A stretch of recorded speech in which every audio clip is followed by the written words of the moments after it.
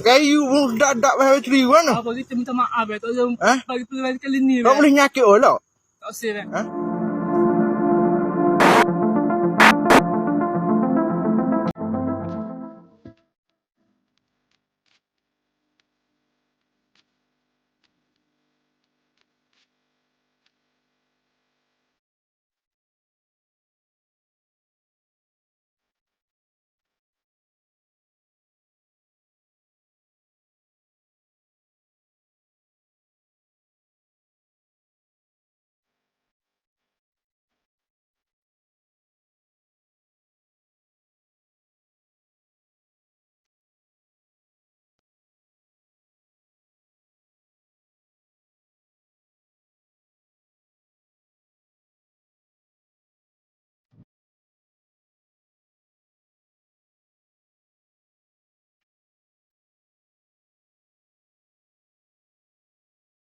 Kayu dak bahaya ceri mana? Apa kita minta maaf tak usah Eh? bagi peluang kali ni. Kau boleh nyakit orang.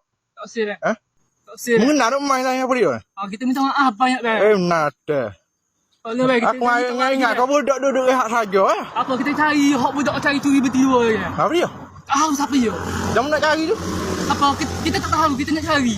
Ha? Kalau bagi peluang kali ni bah. Dah ada. Dah tunggu rakyat hawe. Dah tunggu bos hawe. Belum kita dah tak buat lagi bah. Dah mau tunggu ya sini. Dah mau tunggu sini. Habis lepas kita bah. Tak apa nak kita kira aja. Kita tak buat lagi bah. Anjing hawe boleh hawe kau eh. Pergi eh. Jadi kita buat lagi bah. Dah mau tunggu. Nak apa bahas gila lagi. Hei. Dah mau duduk mana? Return ni. Return ni. Yang jauh mak sudah dak punya wes lagi. Kita sesak lajuk bah. Sesak lajuk. Sesak yang nak curi lah tu. Bahaya wadah aku. Mau saya dah mau lek ni. Kau tak gapo. Tapi kita dua-dua. Kau rasa tak ajak kau kita tengok wes lagi kita. Jalan sama yang mudah nyak eh. Tak tahu. Tak tahu. Tak tahu ke mana. Kalau kita tahu kita royak dah. Masih dok kali. Lah hok mari nyoi lain tak mari. Kalau demo kita behar 2 bocah gimana? Buat video dah. Mana demo itu dah. Dia tidak mampu sekali mari pun. Buat video Kita dah. ambil dua je ni. Kita ambil dua je. Dah okey je. Ni pi. Ha. Ada demo. Ha. Kita tak tahu. Kita tak tahu tu. Lawan nak